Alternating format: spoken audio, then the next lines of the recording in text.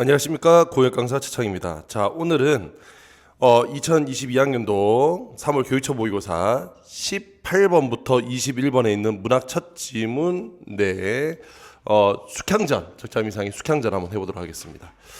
문학 지문은 여기는 이 첫 지문부터 조금 어려웠어요. 왜냐하면 이게 이제 처음 그냥 읽을 때는 약간 이제 헷갈릴 수 있어요. 이게 실제로 여기 있는 풀어왔던 친구들 얘기를 들어보면 아니 누가 누군지 몰랐다. 그러니까 읽다 보니까 이 사람 저 사람 막 나오는데 얘가 얘였는지도 모르겠고, 이게 나중에서야 이제 읽다 보니까 이 두 개의 꿈이 같은 꿈이었다는 걸 나중에는 알게 되고 막 이게 되게 힘들었어요. 그러니까 특히나 이제 거기 보면 21번 같은 경우에 이런 것도 좀 헷갈렸고, 그래서 이제 요런 작품들을 우리가 읽을 때 좀 유의해야 될 것들 몇 가지 좀 정리하고 그 다음에 이거 한번 읽어보도록 하겠습니다.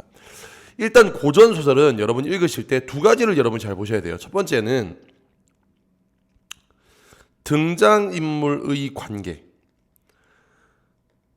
그러니까 누가 누구고 누가 누군지를 잘 보셔야 되는데, 그러니까 이를테면 지금 처음 나왔던 그 젊은 선관이 알고 보니 이선이었잖아. 그러니까 이선이 그 젊은 선관이라는 걸 눈치를 채야 돼. 이해가 됐죠? 그래서 여기는 그 이선이는 이선이, 여기는 이 사람이라는 걸 알려면 등장인물의 관계를 좀 이해하셔야 되는데, 당연히 지금 요거는 문제라든가 보기를 통해서 어느 정도 짐작을 좀 하고 들어오셔야 됩니다. 알겠죠? 그냥 무작정 읽기 시작하면 당연히 뭐 한다고, 당연히 누가 누군지 알 수가 없어요. 됐죠? 그 다음 두 번째 요거는 이제 모든 문학이 다 똑같은데 상황에 대한 이해가 중요합니다. 그러니까 여기서 지금 주어진 상황이 무엇이냐 하는 게 중요하거든요. 그러니까 읽으실 때 뭘 읽어야 되냐면, 이거 읽으니까 무슨 말인지 모르겠어, 이거 해석이 잘 안 돼, 이게 중요한 게 아니라 지금 여기 있는 주인공의 상황이 뭘까를 계속 곰곰이 생각하면서 읽어줘야 된다. 무슨 말인지 알겠죠? 그런 것들이 조금 필요합니다. 자, 그러면 뒤쪽에 21번 보기부터 먼저 보고 올게요. 숙향정은 다양한 환상담으로 이루어져 있으며 환상담의 구성에서 여러 가지 서사적 전략이 활용되고 있다. 가령 동일한 시간에 특정한 한 공간에서 인물들이 겪은 환상 체험을 제시하여 그 공간에 일어난 일들을 서로 다른 입장에서 이해할 수 있게 함으로써 서사를 입체적으로 구성하고 있다. 자, 여기서 뭐라 그랬냐면 동일한 시간에 특정한 한 공간에서 인물들이 겪은 환상 체험을 제시하여 그 공간에서 일어난 일들을 서로 다른 입장에서 이해할 수 있도록 함으로써 서사를 입체적으로 구성한대요. 그러니까 지금 같은 시간 동일한 공간에서 벌어진 환상 체험을 서로 다른 입장에서 이해할 수 있도록 한답니다.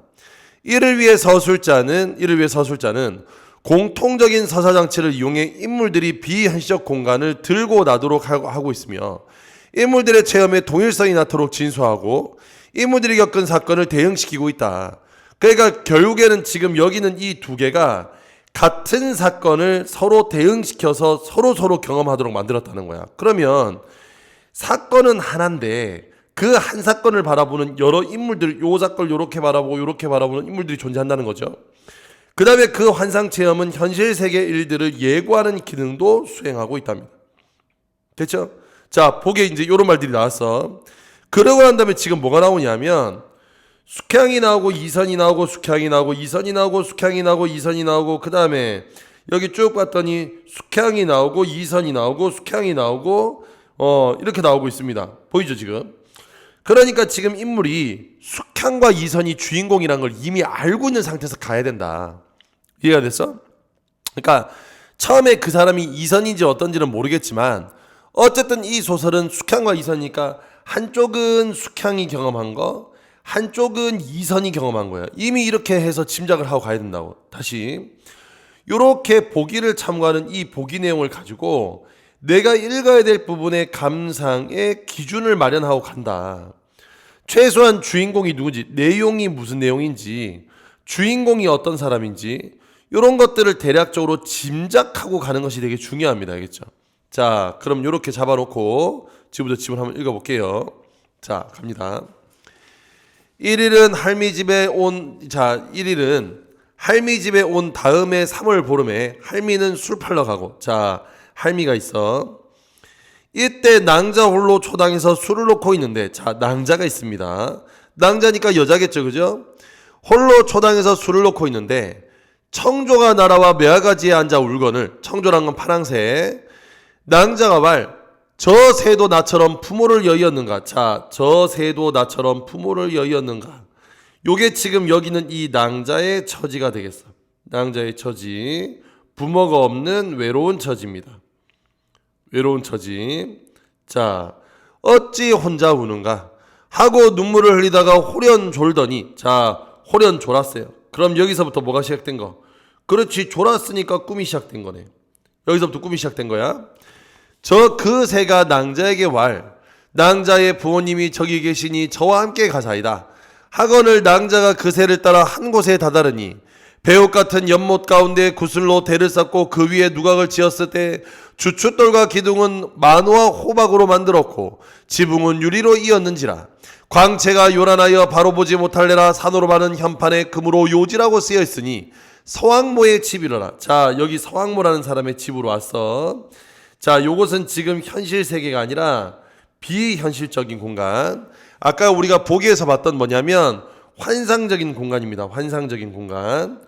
환상적 공간으로 이동했어요. 공간으로 이동한 거야. 여기까지 왔어. 부모를 만나려고. 너무 의리하여 낭자가 들어가지 못하고 문 밖에서 주저하더니 문득 서쪽에서 오색구름이 일어나고 기이한 향내 진동하더니 무수한 선관과 선녀들이 용도 타며 봉황도 타며 쌍쌍이 들어오니. 자, 여기서 이제 문득 여기서부터 이제 갑니다. 그래서 들어가니 청운이 어린 곳에 옥황상제께서 육룡이 모는 옥수레를 타고 오셨으며 그곳에 서천 석가열에 오신다 하고 제천 제불과 삼태 칠성과 관음 나한 보살이 시위하여 오되 사방에서 풍류소리 진동하니 그 위엄 있고 엄숙한 냉차와 거동이 일대의 장관이더라. 자, 그럼 여기까지야. 여기까지는 지금 뭐하고 있냐면 비현실적인 세계에서 비현실적인 인물, 비현실적 인물들이 등장하고 있는데 당연히 신비롭고 환상적인 분위기, 환상적 분위기를 줍니다. 대저 분위기를 줘요. 이윽고 구름이 크게 일어나며 그 속에 백옥교자 탄 선녀가 천녀나 한 가지를 꺾어지고 단정히 앉아 있는데 좌우에 무수한 선녀가 시위하여 오더니 이는 월궁항하 행차르라. 그러니까 여기에 마지막에 선녀 나왔는데 이 월궁항하가 왔어. 이해가 됐죠? 그래서 여기는 이 월궁항하가 왔습니다. 상하가 숙향을 보고 말. 그럼 여기서 숙향이래. 그럼 알았어. 여기는 이 낭자가 결국 숙향이었네. 지금 숙향이 경험하고 있으니까. 반갑다 소아야. 자, 여기서 소아라 불렀어요. 그러면 숙향이 소아야. 그러면 여기서 지금 이름 봐봐라. 낭자가 숙향이고 숙향이 소아야. 이 같은 사람이야. 인물관계 정리한다 그랬죠, 그죠? 그래서 이 소아는 결국 전생의 이름입니다. 전생의 이름. 인간 세상에서 고행을 얼마나 겪었는가. 나를 쫓아 들어가 요지의 경치나 보고 가거라. 그러니까 지금 여기에 인간세서 고행을 얼마나 겪었는가 하는 거 보니까 지금 얘는 숙향의 삶을, 숙향에 지나왔던 지금 삶을 이미 알고 있어요. 알고 있어. 당연히 비범함을 가지고 있는 거지. 알고 있습니다. 자, 그랬더니 그 뒤에 그대의 학원을 숙향이 향하를 쫓아 들어가니 그 집의 형상과 의리아리한 모습은 이루 말로 표현하기 어렵더라. 어마어마한 거야. 각양각색의 풍류소리가 진동하는 가운데 한 보살이 젊은 선관을 앞에 세우고. 자, 젊은 선관이 있어. 이 보살이. 그래서 들어와 상제께 배우니 상제. 여기서 상제란 건 옥황상제를 이야기하는 거야. 그 선관에게 이르시되 태을아. 그러면 여기는 이 젊은 선관의 이름은 태을이에요. 태을. 태을아. 인간잼이 어떠하며 소아를 만나보았느냐. 자, 여기서 이제 두 가지 알 수 있어. 태아라고 불리는 여기는 이 선관도 결국 인간으로 환생했어요. 인간으로 환생한 인물이라는 점 하나. 그 다음 또 하나. 여기서 소아는 누구여서? 소아는 숙향이죠, 그죠? 그래서 지금 이건 뭐냐면 숙향과 만날 운명이었어. 이렇게 운명을 타고 태어난 거야. 여기는 이 태을이라는 사람은. 그랬더니 항아가 옥한 깨었지오되 소아가 4번 죽을 액을 지나왔사오니 그만하옵소 복록을 정하소서. 자, 여기서 주분 4번 죽을 액이라고 그랬으니까 이거는 결국 숙향의 위기가 숙향에게 4번의 위기가 있었음을 4번의 위기가 있었어요. 뭐 부모 죽고 쫓겨서 뭐 쫓기는 곳에 막 불이 나고 뭐 하여튼 그런 여러 가지가 있어서 그래서 이렇게 지나왔사오니 그러면서 복록을 정하소서. 상제 허락하시어 열애에게 명하여 수명을 정하라 하시니 열애 아래되 70살을 정하나이다 그랬어요. 또 북두칠성에게 명하여 자손을 정하라 하시니 칠성이 아래되 아들 형제와 딸 하나를 정하나이다. 또 남두칠성에게 명하여 복록을 정하라 하시니 남두칠성 아래되 새 아들은 정승이 되고 딸은 황후가 되게 정하나이다. 자, 여기에 70살 산다, 이렇게 된다, 자식 새끼는 이렇게 된다. 이것은 결국에 지금 뭐하고 있냐면 인간으로서의 숙향의 삶을 지금 이렇게 결정해 주고 있습니다. 결정해 주고 있어요. 자, 그랬더니 상제 소아에게 명하여 반도 2개와 개와 1가지를 태울 성군에게 주라 하시니 소아가 상제명을 받들어 한 손에 반도를 옥쟁반에 받아들고 한 손에 개와 1가지를 꺾어내어 태울 성군에게 주니 그 선관이 2손으로 받들며 소아를 눈여겨보거늘 소아가 부끄러워 돌아설 때 손에 낀 옥지한 진주가 개화에 떨어지거늘. 자, 여기는 이 옥지환 진주입니다. 알겠죠? 옥지환 진주. 그러면 이 진주를 개화에 걸러 떨어지거늘 소아가 지고자 할 차에 벌써 그 선관이 지거늘 소아가 부끄러워 돌아서러 들어가고자 할때, 자, 여기서 들어가고자 할때 여기까지가 꿈인 거야. 왜냐하면 나갔던 할미가 들어오니까 여기서부터 다시 뭐가 된다고? 현실이 시작되는 거예요. 현실이 시작되는 거예요. 여기까지가 꿈인 거예요. 여기까지가 꿈이 되는 거야. 그래서 여기는 이 옥지환의 진주는, 여기서 옥지환의 진주는 나중에 지금 이제 여기는 요 부분까지는 안 되지만 어쨌든 뒤에 보면 옥지환의 진주가 저기 마지막에 보면 나옵니다. 그래서 이것이 태을 선군이었던 두 남녀, 여기는 이 숙향과 여기 태을 선군이 이선이야. 이따 내가 얘기해 줄게 왜 이선이 되는지. 이선과 연결해 주는 매개체가 되겠어요. 나중에 서로의 존재를 확인해야 하는데 그 존재를 이 옥지환의 진주를 통해서 확인하게 됩니다. 이해가 됐죠? 봄날이 권하거니와 무슨 낮잠을 그다지 오래 자는가 하며 깨우거늘 소저 그 소리에 놀라 깨어 일어나 앉으니 요지의 풍경이 눈에 아른거리고 청상의 풍요 소리가 귀에 쟁쟁하더라. 자, 여기까지 해서 지금 누구 얘기? 숙향 얘기였어. 숙향이 꿈을 꾼 거야. 가서 자기가 태을 성군이랑 만나게 될 운명이란 걸 알았어. 3월 보름에 대성사에 올라가니, 자, 3월 보름이야. 봐봐라. 시간이 3월 보름이었는데 똑같이 뭐냐면 3월 보름이에요. 즉 다시 말하면 같은 시간이야. 같은 시간. 그 같은 시간에 대성사에 올라가니 몸이 고나여 졸려 난간에 의하여 잠깐 들었더니 꿈에, 자, 여기서부터 다시 뭐가 시작된 거? 꿈이 시작되는 거예요. 꿈이 시작돼. 부처와 이르되 오늘 서왕모가 요지에서 잔치하니 그대도 나를 쫓아 구경하자 하자꾸나. 하거늘 이선이 매우 기뻐 부처를 따라 한 곳에 다다르니, 어구야, 이선이 지금 부처를 따라서 여기로 갔어요. 요지로. 그러면 여기서 한 곳에 다다른다는 건 결국 요지고, 아까 전에 뭐냐면 숙향과 같은 공간으로 간 거야. 같은 공간으로 가게 되었어. 야, 이쯤 되면 약간 멀티버스 느낌 나지 않나? 2개 서로 다른 공간이지 하나의 공간에서 만나는 거니까 약간 멀티버스 느낌도 나고, 그러네. 멀티버스 느낌도 나고. 됐죠? 그래서 선녀가 무수히 모여 분주하며 기이한 화각과 빛나는 구름과 아름다운 향내는 일로 말로 표현하기 어렵더라. 그러니까 똑같아. 여기 어마어마한 곳이야. 그래서 여기서 다시 신비롭고 환상적인 분위기를 줍니다. 부처 이선에게 손으로 가리키며 말, 북쪽 옥륜대 위에 높이 앉은 이는 옥황상제이시고 그 뒤에 삼태 칠성의 모든 별을 거느렸고 동편 105개는 석가열의 모든 부처를 거느리고 차례대로 앉아있으니 내 먼저 들어가거든 그대는 내 뒤를 쫓아서 상제를 배우니 차례로 좌우에 서는 성관들에게 인사를 드리시게. 이선왈, 너무 의리하여 동서를 분별치 못할까나이다. 부처 웃고 소매 안에서 대추 같은 과일을 주며 말, 이어서 대추 같은 과일은 여기서 대추 같은 과일은 결국에 뭘 하겠냐면 전생을 알게 해주는 장치입니다.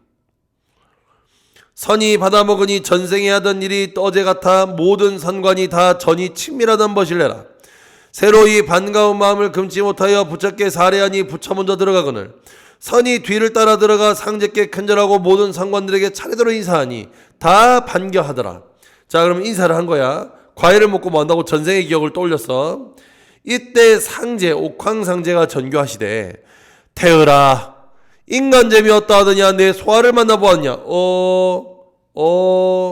요거 앞에 나왔던 숙향이 본 장면과 서로 연결됩니다. 자, 숙향이 본 장면과 연결이 돼요. 그러면 여기는 이 태열이 누군지 알았어. 태열은 누구라고? 바로 이선이 태열이죠, 그죠? 그럼 앞에 나왔던 여기는 이 태열이 누구라고? 이선이 되겠네, 앞에. 자, 그럼 다시 돌아가서. 자, 그래서 이렇게 됐냐라고 했어. 선이 땅에 엎드려 사죄하거니 상제한 사람이 명하여 반도 한 개와 개와 한 가지를 바치라 하시니 이 선이 땅에 엎드려 돌아설 때 돈에 낀 옥지한 진주가 개화에 걸려 선의 앞에 떨어지거늘 가만히 한 손을 쥐고 다시 회룡코자 하더니 대성사 중들이 저녁곤양을 하기에 종을 치니. 자, 여기에서 여기까지가 꿈이야.